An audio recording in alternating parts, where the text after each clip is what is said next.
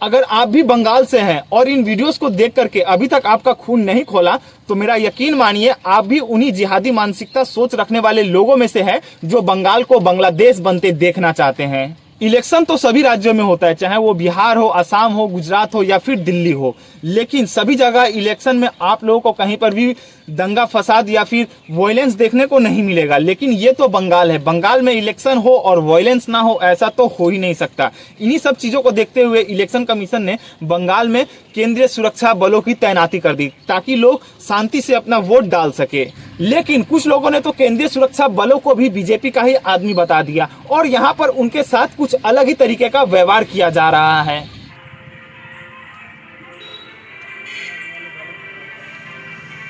बंगाल में प्रथम फेज का चुनाव 23 अप्रैल को था और 23 अप्रैल से पहले भी बंगाल में बहुत जगहों पर आप लोगों ने वायलेंस देखा होगा, जहां पर बीजेपी लीडर्स को दौरा दौरा करके पीटा गया हो, उनके गाड़ियों में पथराव किया गया हो, यहां तक कि जो उनके कार्यकर्ता थे उनको भी नहीं छोड़ा गया था। यहां तक कि 23 अप्रैल को जब बंगाल में प्रथम फेज का चुनाव था उस दिन भी आप लोगों ने बहुत सारे वीडियोस देखे होंगे जहां पर बीजेपी के लीडर्स को दौरा दौरा करके पीटा गया है। कुछ पोलिंग बूथ पर तो बीजेपी के जो कार्यकर्ता थे, जो बीजेपी को वोट देने वाले थे, उनको भी नहीं जाने दिया गया। चलिए यहां तक तो ठीक था, इन सब को हम एक बार के लिए राजनीतिक स्टंट मान लेते हैं। लेकिन जो सीआरपीएफ जिनको बंगाल में शांतिपूर्वक से इलेक्शन कराने के लिए तैनात किया गया था, उन पर भी इन जिहादियों ने पत्थरबाजी की।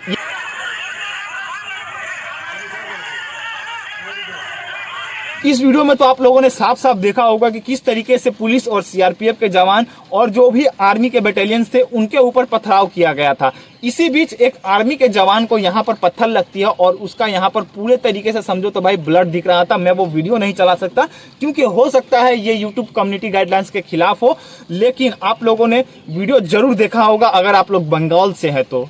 आप लोग अपने दिल पे हाथ रख करके बताइए उस सीआरपीएफ के जवान की क्या गलती थी। वो तो बेचारा बंगाल में शांतिपूर्वक इलेक्शन कराने के लिए आया हुआ था ताकि बंगाल के लोग शांति से अपना वोट डाल सके, लेकिन जिहादी मानसिकता जैसी सोच रखने वाले लोगों ने उस सीआरपीएफ के जवान को भी नहीं बख्शा।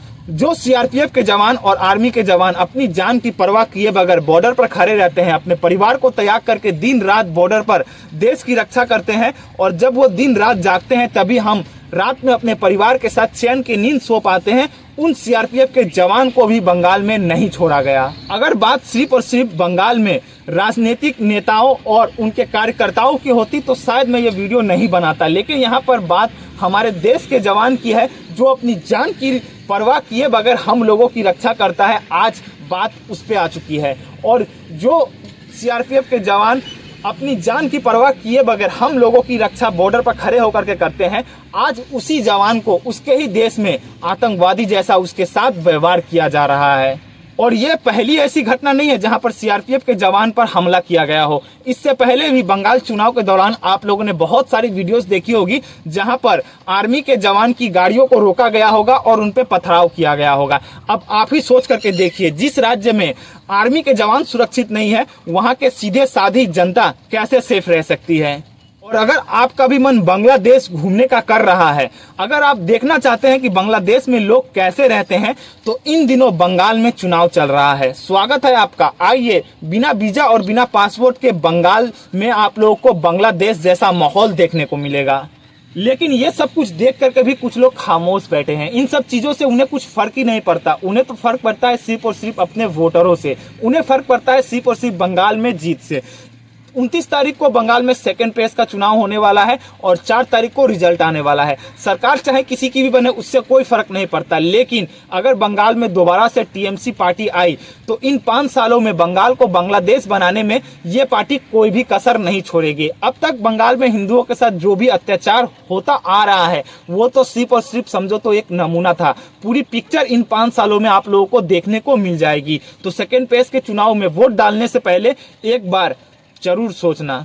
और दोस्तों, आज 25 अप्रैल है 29 अप्रैल को बंगाल में सेकंड फेज का चुनाव होना बाकी है और 4 तारीख को रिजल्ट आएगा। लेकिन रिजल्ट आने से पहले ही मैंने डिक्लेयर कर दिया है कि बंगाल में आखिर किसकी सरकार बन रही है और किस पार्टी की सरकार बंगाल से खत्म होने वाली है, और उसके खत्म होने के पीछे का रीजन क्या है, कौन सी पार्टी बंगाल में जीत रही है, किस कारण से जीत रही है, सब कुछ मैंने भाई डिक्लेयर कर दिया है। और वो वीडियो आप लोगों को 4 अप्रैल के दिन सुबह, रिजल्ट जिस दिन आने वाला है बंगाल का, उस दिन आप लोगों को सुबह देखने को मिल जाएगा इसी चैनल पे। तो प्लीज चैनल को सब्सक्राइब कर लेना। अगर आप लोग बंगाल से हैं, हिंदू हैं और चाहते हैं कि बंगाल में भी राम राज्य आए, तो प्लीज चैनल को सब्सक्राइब जरूर से कर लीजिएगा। और यहाँ तक कि कुछ बरसाती मेढक भी अभी चुप है, खामोश है, लेकिन 4 तारीख के बाद, रिजल्ट आने के बाद, अगर गलती से भी बंगाल में बीजेपी की सरकार बनती है ना, तो आप लोग देखना बरसाती मेढक कैसे अपने बिल से बाहर निकलेंगे और टर टर करना शुरू कर देंगे कि बंगाल में बीजेपी ने